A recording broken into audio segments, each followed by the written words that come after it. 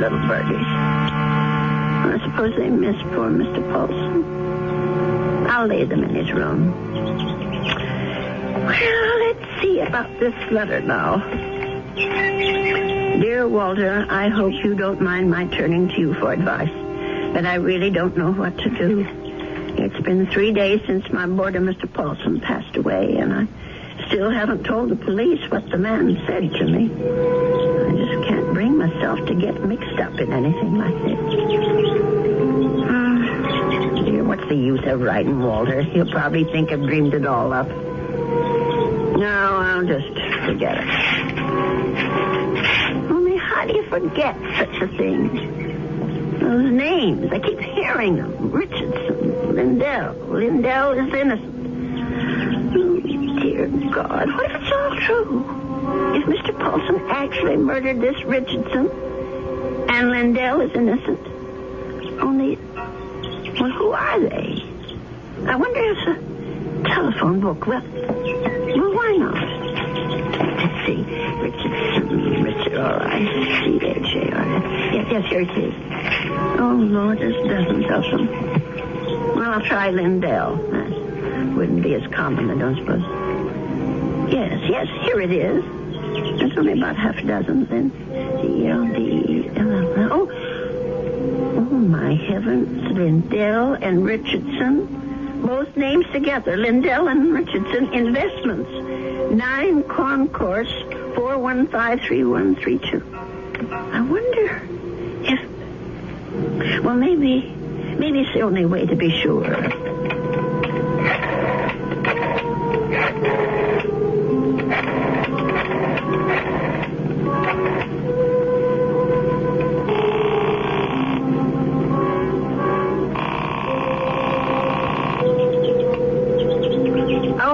Hello? May I speak to Mr. Lindell? He isn't?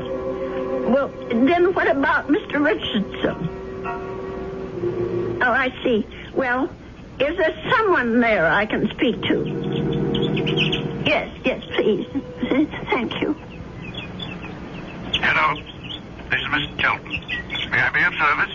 Well, maybe you can. I want to know about your Mr. Richardson, about when he died. I think I did business with him once, a long time ago. Well, it's 10 years, madam, just about. But if you're interested in investment advice... Well, I'll think about it. Thank you very much. 10 years. Well, it could be a coincidence. I guess it all depends on how he died.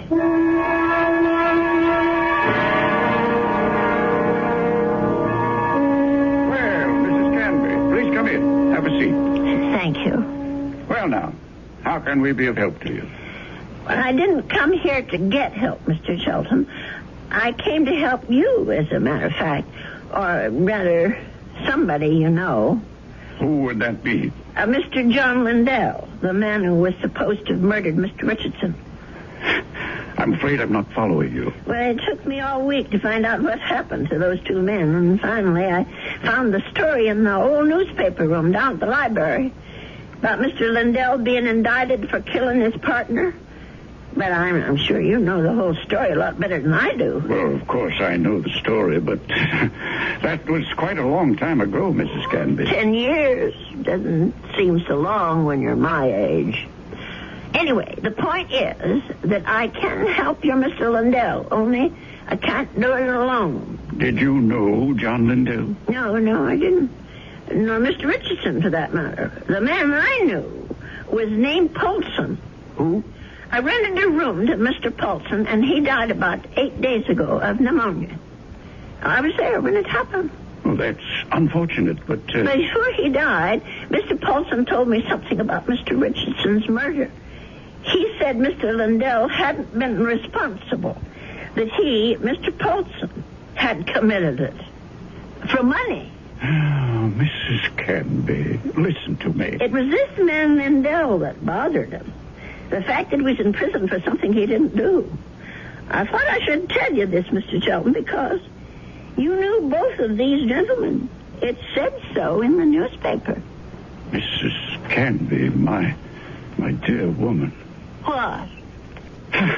I don't know what silly story you heard, but it's completely wrong. There wasn't any question about what happened.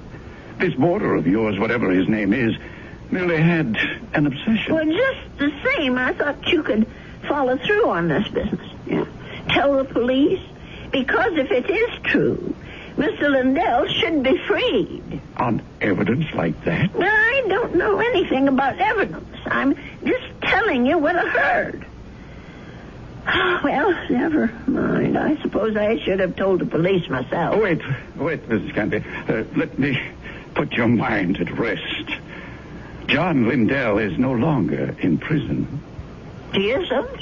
He's dead, Mrs. Canby. He's been dead for the last 3 years. Oh. He wasn't a young man when all this happened, when he accused his partner, Fred Richardson, of defrauding him and shot him dead. He died? In prison? Even if all you say is true, that this man was Richardson's murderer, you can't help John Lindell any longer. He's beyond that. But his name, don't you want his name? Have you any proof? Any living witness? Just myself.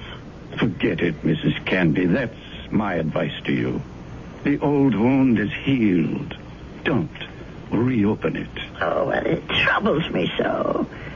I haven't thought of anything else since it happened. Perhaps if I saw a minister, if I had some advice from a man of God. Mrs. Canby, now you said something. Now you've shown me the way. That's where our answer lies, dear woman, in prayer. Mm-hmm. In the forgiveness of our dear Lord. Will you pray with me, Mrs. Canby? Pray? Here? Why not? God is everywhere. Please, join me. Dear Lord, tell us what to do. Give us your divine guidance. Show us the path to righteousness. Mr. Shelton, Help us, O Lord. Help us to understand. Teach us to forgive the sins of others and to forget them. To forget. I feel much better now, Mrs. Canby. Do you? I'm not sure. Let us turn this matter over to God, Mrs. Canby. Not to the police, but to the Lord. It's in his hands now. Don't you agree? Well, in a way, that's true. Since they're dead now. All of them.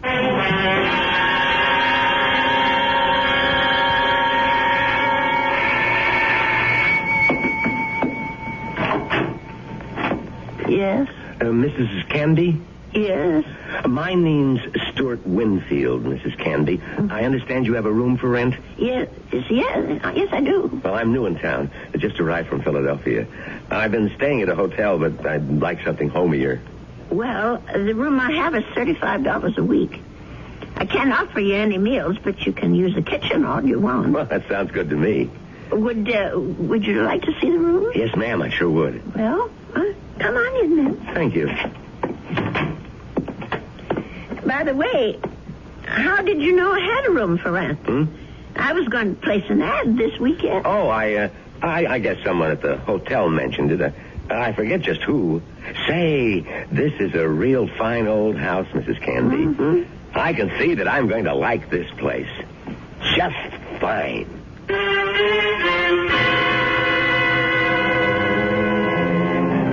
And so Mrs. Canby has a new boarder. He's a very personable young man with a great deal more charm than old Mr. Paulson had. Perhaps in a little while, Mrs. Canby will be able to forget her former boarder and the shocking confession he made on his deathbed. I'll be back shortly with Act 2.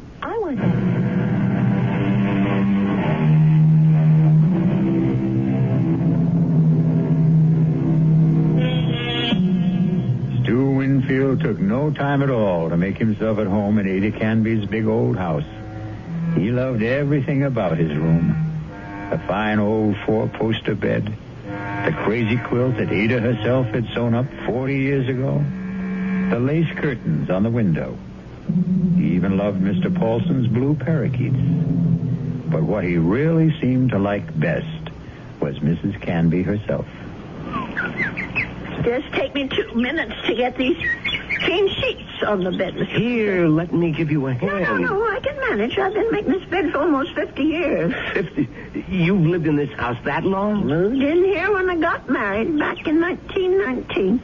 My husband David bought it for us. Our only son Ralph was born in it. And you've lost them both? Yes, they're both dead, but I haven't lost them. Oh, yes, I understand, Mrs. Canby. I guess I feel that way about my mom. Your mother's dead? Yes, she died when I was 2. Oh. Listen, Mr. Winfield, are you sure you want these birds in your room? I could take them to the parlor if you want. No, I think they're great. I think everything's great about this house. But there is something you can do for me. What's that? Would you mind not calling me Mr. Winfield? Oh? That's what they call my father. My name's Stuart. Well, all right, Stuart.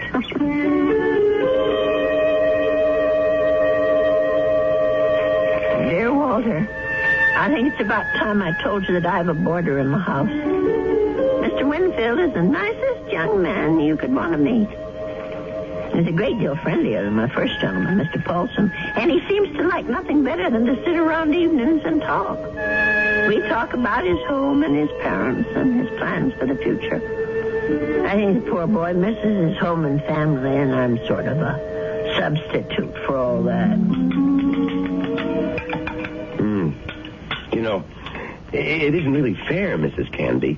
You said I had kitchen privileges, but that doesn't mean you have to cook for me. Well, it's a pleasure, Stuart. I haven't had anyone to cook for in years. You're kidding.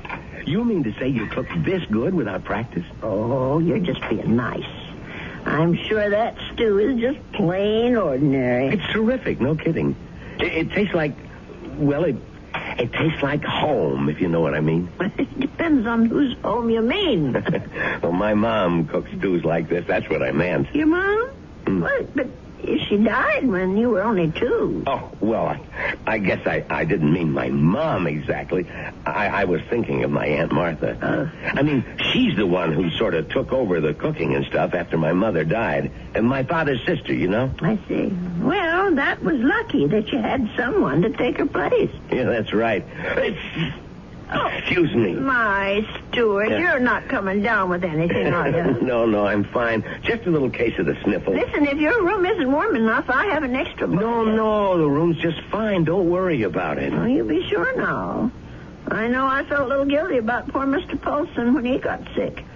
Maybe I didn't take good enough care of him. Paulson? Mm-hmm. Was that your former boarder, the bird lover? Yes, that was his name, the poor man. Tell me about him.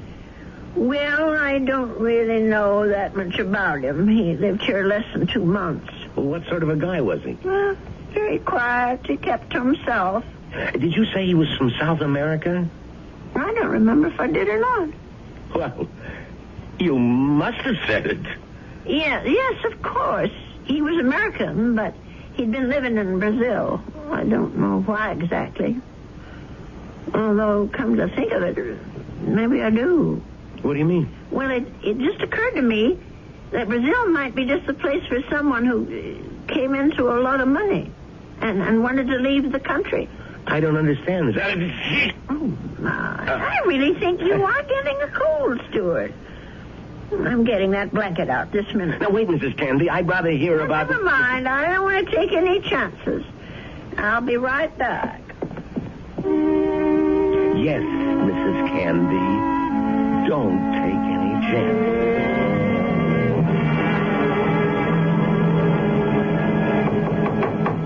Stuart? Yes? Come in. I brought you a tray, Stuart. Oh. No, you shouldn't have. You shouldn't have gone to all that trouble, Mrs. Canby. Wasn't the least bit of trouble. Besides, you've got to have some supper. Feed a cold and starve a fever. That's what I mean, I was going to come out to the kitchen and get myself a sandwich or something. You didn't have to bring it to me. Oh, look at that. Is that roast chicken? Well, that's what it's supposed to be. I hope it tastes all right. Noodle soup with dumplings. Mrs. Canby, you're spoiling me rotten. Do you know that? Yeah, I just thought it'd be a good idea if you stayed in bed and took it easy. You weren't planning to go out tonight, were you? No, I was just going to stay in and read for a while. Maybe watch television. Well, that's good. Here, I'll just set this tray down. Oh, the service here is just too good. Oh, we never finished our talk the other day about that boarder of yours, Mr. Paulson. Well, there's not much to say about him, really. Well, you said something about his living in South America. You said you thought you understood why he was living there. Sounded real interesting. Well, the truth is, Stuart, there is something to tell about Mr. Paulson. Maybe you can help me feel better about it all. About what? I'm not going to tell you if you don't eat. All right, Mrs. Canby, I'll eat. Well, it happened just about 3 weeks ago.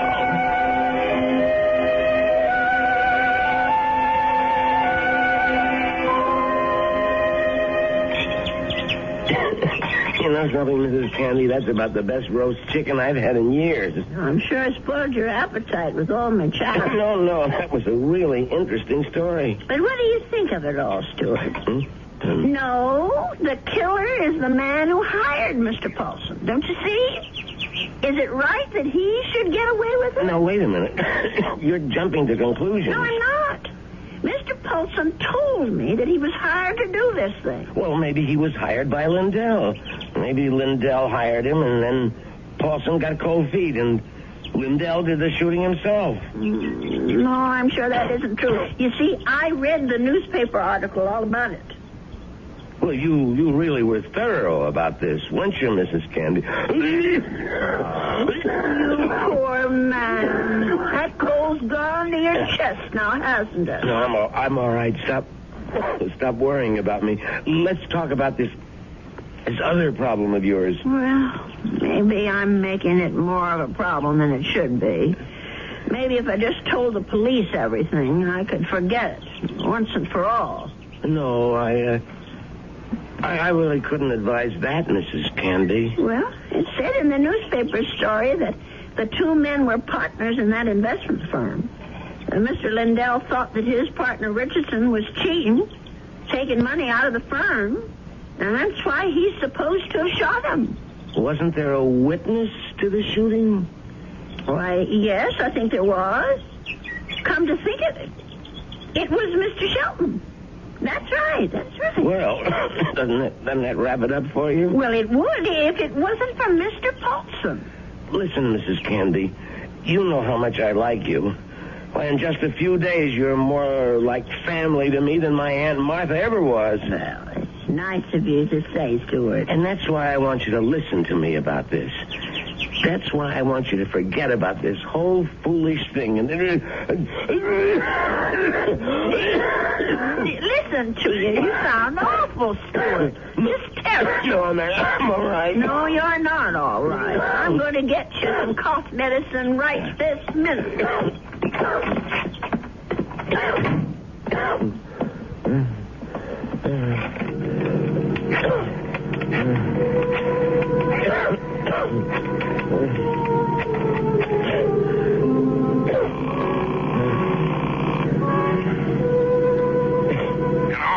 Mr. Shelton, it's me, Winfield. Well, what's happening? I think I better stick around for a few more days, Mr. Shelton. The old lady's beginning to get fidgety, if you know what I mean.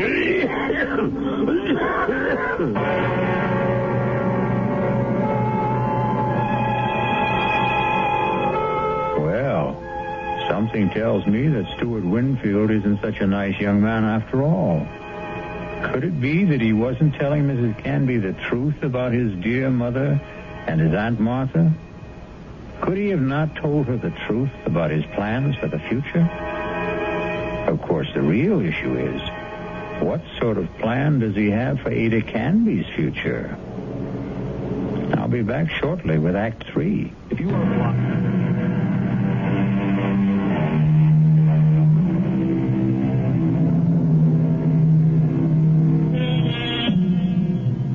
Mrs. Canby. She isn't sleeping well tonight.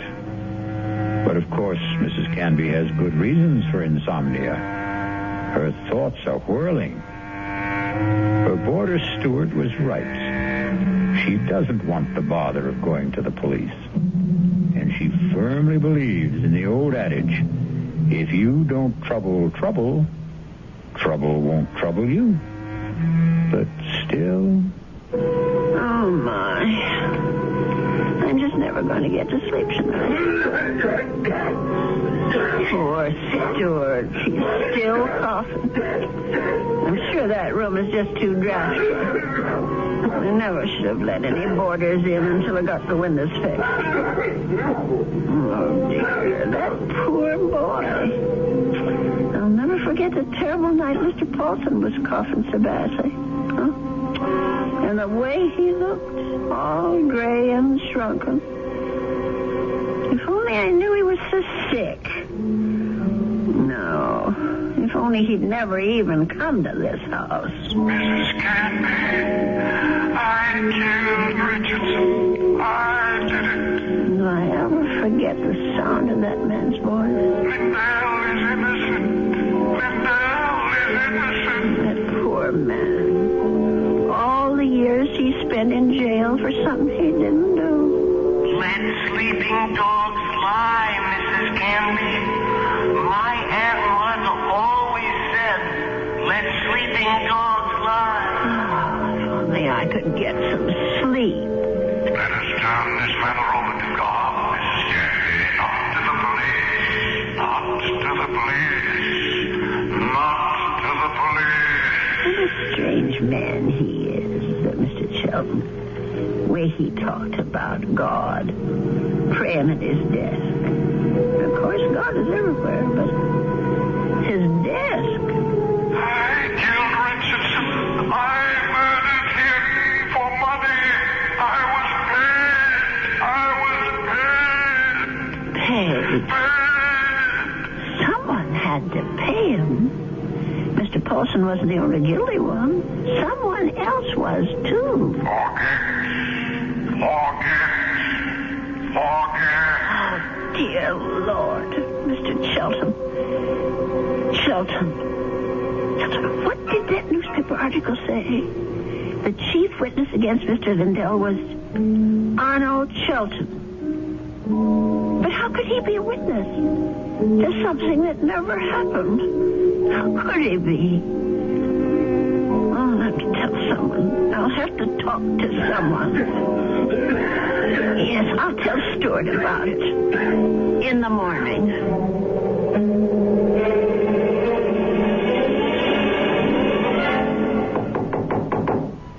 Stuart, are you awake? Yes, I'm up, Mrs. Canby. Come in. Oh, no. Now, don't tell me I'm getting breakfast in bed, too. Well, I know you had a terrible night last night, Stuart. You were coughing much worse than ever.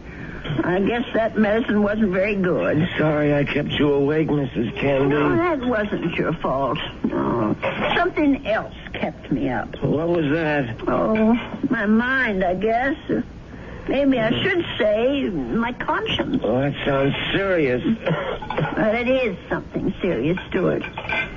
Well, I might have let a man get away with murder. No, it's even worse than that. He did something worse than murder. You're talking about Paulson again. No, I'm talking about the man who hired Mr. Paulson. He didn't just have that man Richardson shot. He let an innocent person go to jail and die there. Now, that's like committing 2 murders, if you ask me. I have to tell you something that occurred to me last night. Sure, go ahead. Well, it's about Mr. Shelton. Mr. Arnold Shelton. Yeah? Go on. I'm listening. Stuart, I wonder if maybe the reason Mr. Shelton was so upset with me, the reason he didn't want me to go to the police, was because he was afraid. Explain what you mean. Well, what I mean is maybe Mr. Shelton had good reason, besides the one he told me. He was working for both Mr. Richardson and Mr. Lindell at the time of the murder. Well, so what? Well, he was also the chief witness at the trial. A witness for the prosecution. But he saw the shooting, didn't he? But that's just the point. He saw Mr. Lindell shoot Mr. Richardson. Well, that's not what you told me last time. I mean that he was an eyewitness. No, that's right. He didn't actually see the shooting. He was miles away when it happened. I don't quite remember the details. There was something about a phone call, maybe? Yes, that's what it was. He claimed that Mr. Richardson was talking to him on the phone when Mr. Lindell showed up at his apartment. He said that Richardson cried out something about Lindell having a gun. And then he heard the shot. But how could that have happened if the gun was fired by Mr. Paulson? If, Mrs. Canby, that's the big little word, isn't it? If. But don't you see what I'm saying, Stuart? Arnold Sheldon had the most to gain. Gain? From what? From both these men leaving the firm. That'll leave the whole thing to him. All those customers, all the investments he handles, all the commissions, or whatever they call it. Are you accusing this guy Shelton of being the killer? Yes. It's the only answer, Stuart. Well, look, if that was the case, the police would have figured it out. But they didn't. There was nothing in the stories I read that pointed any suspicion at Mr. Shelton. I don't suppose it even occurred to them. And now, the company is all his. You don't call that evidence, do you? Well, then why didn't he let me go to the police? Why did he try so hard to talk me out of it? That man was praying to it. He was taking the name of the Lord in vain. Oh, I'm sorry, Stuart. I'm so sorry. I won't bother you anymore. I know what I have to do anyway. Mrs. Candy. I won't be gone long, Stuart. No, wait. But the minute I get back, I'm going to call Dr. George and ask him to come over. You're sick. Never mind the doctor. You're calling the police. No, I won't call them. You're right. I don't want them tracking mud in my parlor. I'm going down to the station house and talk to them. I'll get dressed now and go straight there. Please think about what you're doing. I'll tell them what I know, and they can do the rest. Now, you try to eat something, Stuart. Please. Mrs. Candy.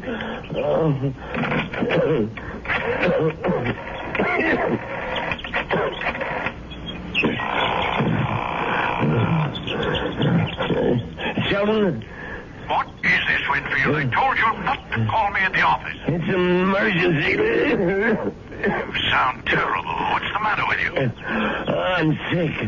Only you're going to be a lot sicker. What are you talking about? The old lady. I can't stop her. She's decided to talk. What? She figured it out. Figured out exactly what you did, Sheldon, and how you did it. You fool. You've got to stop her. Do you hear me? That wasn't part of the deal, Sheldon. It's all of the deal now. The price didn't include anything like that. The price just doubled.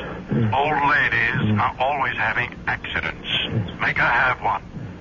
Make her have one now, Winfield. All right. She's gonna have a fall down the cellar steps. Right now.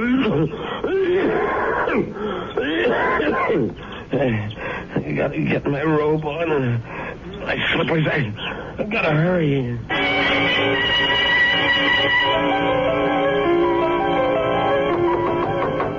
Stuart? Is that you? Open up, Mrs. Canby. Stuart Winfield, what are you doing out of bed? Now, you go right back there this second. I gotta talk to you, Mrs. Canby, before you go to the police. Just listen to you. You're all winded. You can hardly talk, Stuart. Now, go back to bed before you catch pneumonia, too. Now, don't go, Mrs. Canby. It would be better if you never went to the police. Better for you. Better for me. For you? I don't understand. Well, then I wouldn't have to hurt you, Mrs. Canby. That's what I mean. I wouldn't have to do anything bad to you. Stuart, what in the world are you talking about? Come on, old lady. Stuart! You're smart, all right. You really think things through. So now, think a little harder. You knew? Stuart, you knew about Mr. Paul. That's right. That's how you knew my room was so red, because Mr. Shelton told you. Now you're getting there, Mrs. Canby. That's why you rented it. That's why you were sent here. Just to watch you, Mrs. Canby. Just to see that you stayed sensible. Mr. Shelton did. I was hoping you'd never change your mind about calling the police. I didn't want this part of it. This isn't the part I like. Let me go, Stuart. Just relax, Mrs. Canby. Just take it easy. Please, Why, you're as light as a feather, Mrs. Canby. Just like my Aunt Martha would have been if I had an Aunt Martha. Please, let me down. Please. We've got a date now, Mrs. Canby. Let me go. Stuart, let me go. Don't put up such a fight, Mrs. Canby. I'm sick, remember? Just shut your eyes. Please, shut your eyes and don't look down. Oh, God. Stuart, those stairs. Just shut your eyes, old lady. They'll all be over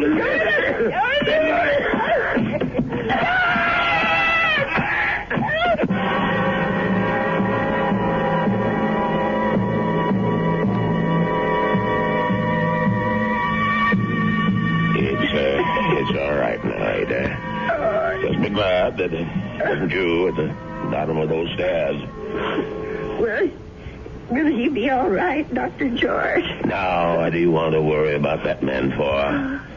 Truth is, his injuries don't amount to very much. A couple of broken ribs seem to be the worst of it. But he'll be a patient for some time before they can put him in prison where he belongs. Him and his friend. What was that man's name again? You mean Mr. Chelton? Have they arrested him? Yeah. That's what the police detective said. I don't understand. Stuart's injuries aren't serious. It's not the fall that made Winfield so sick. His case was diagnosed as simple pneumonia at first. And then I remembered about your first boarder. Nelson, was it? No, Folsom. Yes, Folsom. But he had pneumonia, too. He died of it. Oh, is pneumonia contagious? Yes, it is, but this disease was even more contagious. It's a pneumonia caused by a disease called psittacosis, better known as parrot fever. You get it from sick birds, like the parakeets in your spare room. Oh, no. Mr. Paulson's bird. Sorry, Ada, but they had to be taken out and destroyed. Oh, what a shame. There's one reason I feel sorry for them. They saved your life. Made Mr. Winfield too weak even to throw a little old lady down a flight of steps. Those poor little creatures. Yeah, but you can be grateful they didn't make you sick, too. Parrot fever is so contagious that no more than one person in 1,000 could be exposed to it and escape infection. It was pretty darn close to a miracle, Ada. They're hard to kill, Doctor. Remember? The old ones are hard to kill.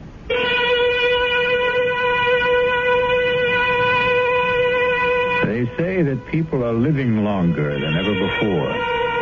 And when we look at Ada Canby, we can understand why. She's a tough old lady. So tough she could withstand the threats of man, beasts, and birds. So let that be a warning to all those who think that our senior citizens are easy prey for crime. Watch out. They may turn the tables on you. Or the stairs. I'll be back shortly.